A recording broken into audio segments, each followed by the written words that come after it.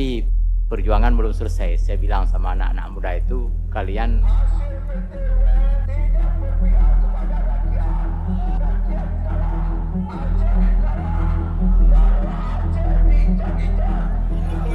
ditunda sementara. Mudah-mudahan penundaan ini nggak ada hubungan dengan politik-politik. Betul-betul ini atas dasar dorongan manusia yang bermartabat, yang menyadari dirinya sebagai khalifah.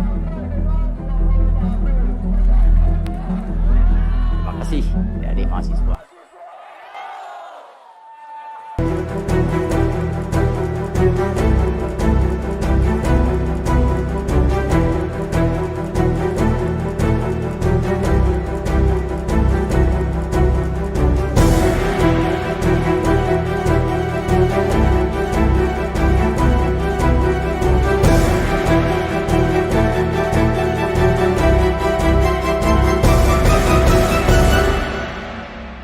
Bapak, ibu-ibu, hadirin dan hadirat yang berbahagia. Alhamdulillah, summa alhamdulillah. Beberapa hari yang lalu anak-anak muda kita, adik-adik saya, anak-anak saya, kemenakan saya, beberapa orang berhasil menggiring banyak sekali orang, ribuan orang ke kantor gubernur untuk menuntut pembatalan eksplorasi emas di Butung Atuh. Tetapi perjuangan belum selesai. Saya bilang sama anak-anak muda itu, kalian, maksudnya saya bilang karena merumpel, itu banyak fikir, gak pegah-pegah yang bukan. Paham merumpel, bang, yang satu manggil bang, yang satu manggil ustaz. Yang manggil bang mungkin karena merasa udah kenal lama, satu manggil ustaz. Berhasil kita. Saya jawab tuh, perjuangan belum selesai, saudaraku. Ya. Sebelumnya pernah kita bahas di sini bahwa di antara ciri manusia sebagai khalifah itu, dia penyelaman alam, pelestari alam, pencipta harmoni di alam semesta. Itu ciri manusia itu. Khalifah itu. Jadi kalau ada tumbuh-tumbuhan yang tak begitu besar manfaatnya, diganti dengan tanaman lain. Kalau ada terlalu banyak, diganti dengan tanaman lain begitu. Itu pelestari alam semesta. Ada air sungai yang sumbat, selokan yang sumbat dibersihin supaya air lancar mengalirnya. Di musim paceklik tuh burung-burung nggak dapat makanan minuman, dibawa makanan minuman disebarkan, ditebarkan di tempat-tempat tertentu. Minuman, air, begitu juga. Itu khalifah, menyelamatkan, melindungi, melestarikan, membangun harmonisasi di alam semesta. Bukan sebaliknya, bukan mengambil keuntungan dengan sebanyak-banyaknya tanpa mempedulikan, menghiraukan dampak dan akibatnya. Masyarakat di sekitar Butung Atuh, Nagaraya itu sudah diajarkan oleh pengalaman-pengalaman sebelumnya. Sebelumnya kan ada batu giyok di sana ya. Itu pun kami batu giyok yang pedeng orang kan. Maksudnya begitulah terjadi perebutan alam semesta batu giyok. Rusak, banyak sekali yang rusak. Bukan hanya rusak alam, gunung, lereng-lereng gunung di dekat-dekat sungai itu hancur. Kok gerda emang manusia ini kan? Habis batai ikat. Congok sekali sebenarnya manusia ini. Itulah. Pulau Giyok, Cina, Pulau Hong Kong, Pulau mana? Hancur itu sungai-sungai yang tadi nilai kamu kawin-kawin ke kerling, kamu yang mencuna, habis mendung. Ke kerling punah semuanya. Ikan-ikan yang enak itu. Kemudian sebelumnya lagi ada lagi Bapak Ibu batu bara. Batu bara itu diambil, dikerok, dalamnya puluhan meter sampai 100-an meter dalamnya. Luasnya itu bibir lapangan bola, bukan satu tempat tuh, ada beberapa tempat. Setelah diambil batu baranya, tinggallah meruah di situ. Maksudnya nggak ditutup lagi, nggak direklamasi. Tadi hutan, gunung, lereng gunung.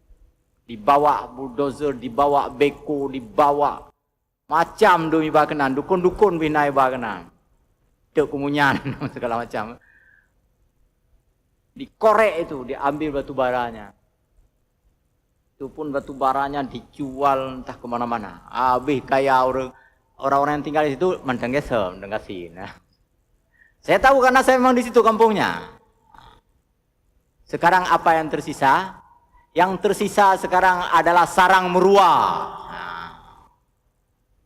Kolam-kolam besar tidak ditutup, tidak direklamasi, air bernyamuk di situ, ular. Pokoknya yang buruk-buruk hana yang hana. Nah mandominan. Bau, kotor, bernyamuk, nggak tahu mau bilang apa. Yang kaya-kaya ini kaya aja ngambil batu bara dari situ. Nah ini nggak layak disebut sebagai khalifah. Ini penghancur alam semesta ini. Yang melakukannya ke ini bukan fikir rumah ini ngenteh tunjuk-tunjuk orang ini bukan. Maksudnya orang-orang yang melakukan penggalian secara serampangan dan tidak menutupi lagi itu adalah penghancur alam semesta. Kayak belum berkhabar masalah itu, bukan di sini. Bak-bak NGO, bak-bak organisasi. Mesti belum berpegang karena kamu rumput. Karena sengaja bukan. Dikasih nampak ke saya. Ngampung dan cumanya Ustaz. Di Papua Cina. Di Papua dikasih nampak gambar ke saya. Di syuting lagi. Itu lebih parah lagi.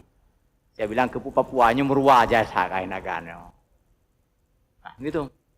Jadi pelaraman no itik le. Pahjai merua. Merua yang manuk pineng. Dalam bekas galian batu bara tadi. Nggak ditutup masalahnya. Seandainya manusia itu berakal sehat. Ceritanya cerita akal sehat malah. Seandainya manusia yang berpikiran waras dan berakal sehat dan menyadari dirinya sebagai khalifah, maka bekas-bekas galian tadi ditutup, ditanami lagi pohon-pohon, bak cebrek aja. Pokoknya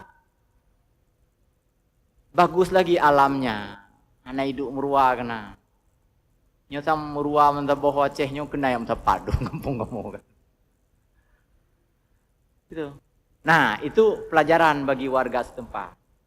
Makanya kemarin ketika emas mulai dieksplor, masyarakat keluar dari rumah masing-masing, berdiri di jembatan itu, minta dikodak-kodak atau difoto-foto dan menunjukkan perlawanan terhadap pertambangan emas.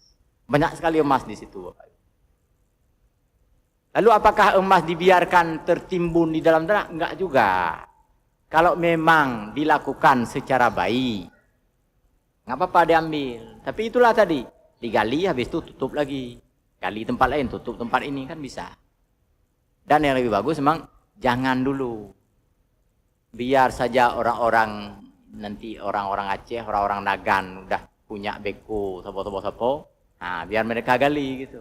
Nyo Cina ya mekenan ke puah. Yang kerja-kerja di situ sebagian besar Cina. Hoi bamuhnya ibe onang grodi gitu. Anak muda kena kawin kah nama leno kan.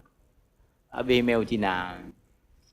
Jadi sekali lagi alhamdulillah berkat perjuangan dan kesepahaman, dorongan dan tentu saja atas hidayah inayah Allah Subhanahu wa taala untuk sementara penambangan emas yang seperti itu dibatalkan. Nggak tahu sampai berapa lama pembatalan itu. Ada memang yang usil. Goblok. Yang bahasa orang usilnya mana? Yang bahasa alungnya. Ini investor datang dari seluruh dunia. Yang kegoblok ya, karena ada keuntungan dia di situ. Masyarakat di sana sengsara dengan adanya penambangan-penambangan yang seperti itu. Jangan dikira banyak sekali manfaat. Sejak saya anak-anak itu memang kami melakukan mengindang mendulang-dulang emas di dalam pasir sungai di antara kerikil. Memang dapat, memang nggak besar-besar, sebesar padi.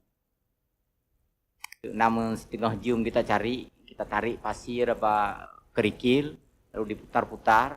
Emak-emak kami udah pandai itu semua. Dikorek-korek, dibuang batu, dibuang kan emas paling berat ya. Ketika diputar-putar dia turun ke bawah, dibuang lagi pasir, dibuang lagi, nanti ketemu sebesar-besar bebek padi lekat lah.